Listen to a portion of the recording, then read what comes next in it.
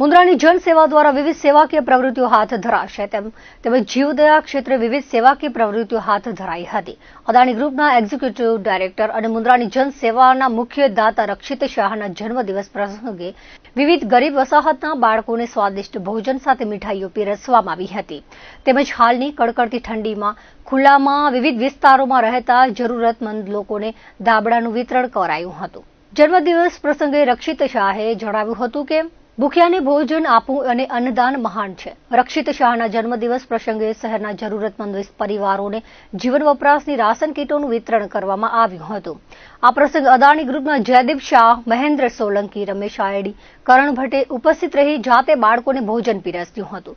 જનસેવાના રાજ્યસંઘવી કપિલ ચોપડા, ભગીરથસિંહ ઝાલા ઉપસ્થિત રહ્યા હતા.